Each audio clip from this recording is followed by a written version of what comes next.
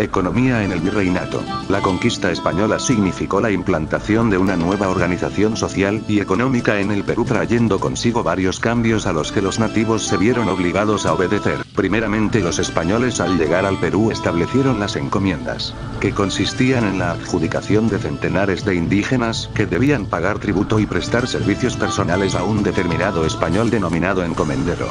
A su vez, el encomendero debía dar protección y adoctrinamiento católico a sus encomendados.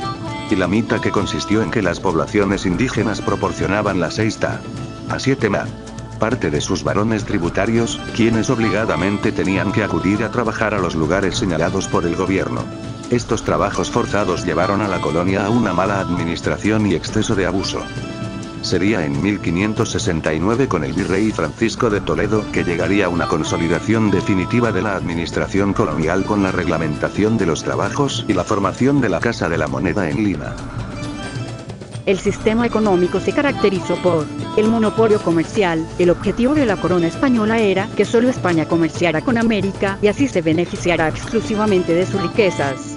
Por ello, el comercio con América se convirtió en un monopolio puesto en las manos de las grandes casas comerciales de Sevilla, lugar donde se creó la Casa de Contratación, enero de 1503, para organizar y ejecutar el comercio monopólico entre España y sus colonias.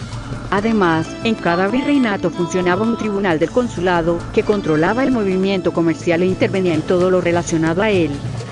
Para poder controlar el comercio se establecieron 2 puertos: el Callao, Perú, en el Pacífico, y Veracruz, México, en el Pacífico.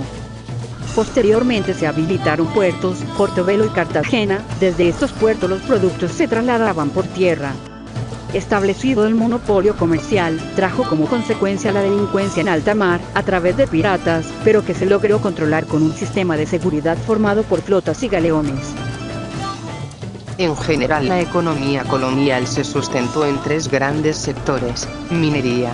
La minería colonial peruana se basa fundamentalmente en la explotación de la plata y en parte del oro, y en base a la explotación de la mano de obra del indio y no del negro esclavo. Fue la actividad que proporcionó a España grandes ingresos. Las mejores minas, por su calidad y rendimiento, fueron de propiedad de la corona española. Las minas más pequeñas, en cambio, fueron explotadas por particulares con la obligación de pagar como impuesto el quinto real, o sea, la quinta parte de la riqueza obtenida. Los principales yacimientos mineros fueron Castrovirreina, Huancavelica, Cerro de Pasco, Cajabamba, Contumaza, Carabaya, Cayllama, Hualgayoc, todas ubicadas en el actual Perú. Pero el más grande a nivel minero fue el yacimiento de Potosí, cuya producción se sustentó en la mita minera. El Cerro Rico de Potosí proporcionó las 2/3 partes de la plata que hubo en el Perú. Para la extracción de la plata, las técnicas andinas incluían el método de la guaira, que consistía en el empleo de un horno al cual se le sometía el plomo, extrayéndose finalmente la plata. Pero esta plata era de una impureza notoria. En la Nueva España se llegó a descubrir una técnica que se aplicó en las minas de Potosí. Consistió en mezclar la plata con el mercurio, llamado azogue. Luego, la plata se separaba, manteniéndose en un estado de pureza. Ganadería y agricultura. Con la llegada de los españoles llegaron también productos vegetales, animales de granja y aves de corral. Productos traídos por los españoles: ganado, vacuno, lanar, caprino, porcino, equino. Cereales: trigo, cebada, centeno. Otros vegetales: caña de azúcar, lentejas, garbanzos, frijoles, lechugas, col, espinaca, apio, espárrago, zanahoria, nabo, betarraga, rábanos, Desde un inicio los indígenas fueron empleados en las faenas agrícolas, y fue a través de esta práctica que pudieron pagar sus tributos. Las tierras destinadas a la agricultura se encontraban relativamente cercanas a las ciudades, debido a que muchos de los alimentos no aguantaban más de 5 días de camino sin malograrse. Los obrajes fueron centros laborales de gran importancia en el virreinato, dedicados a la manufactura de textiles e hilos de lana, algodón y cabuya. El primer obraje fue instituido por Antonio de Rivera en 1545. Su número creció rápidamente debido a que las vestimentas tenían gran demanda entre los indígenas mineros. Existían obrajes de diferentes clases. Obrajes enteros. Eran aquellos que podían operar más de 12 telares, en los cuales trabajaban indígenas forzados o aquellos que percibían un salario. Medios obrajes.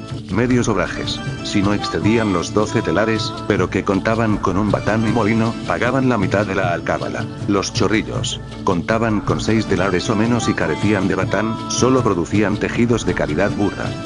La mano de obra de los obrajes estaba formada por la población indígena, obligada a ir a los obrajes a cambio de su trabajo en la mita. El sistema de tributación. El sistema de impuestos fue bastante complejo durante la época colonial, entre ellos tenemos el tributo, impuesto principal que pagaban los indios de 18 a 50 años por ser vasallos del rey de España. Se pagaba en especie o en dinero y su cobro estaba a cargo de los curagas, quien a su vez entregaban lo cobrado al corregidor. Los únicos exonerados de este impuesto eran los indígenas nobles, los forasteros y aquellos grupos étnicos que colaboraron con los conquistadores. Impuesto del quinto real, establecidos sobre la producción de los centros mineros, que debían pagar el 20% de lo producido al rey. El diezmo, impuesto que afectaba a los hacendados y dueños de estancias, que por ser fieles debían pagar a la iglesia el 10% de su producción agropecuaria. El almojarifazgo, impuesto de aduana que se pagaba sobre los productos de exportación e importación que salían o ingresaban al virreinato del Perú.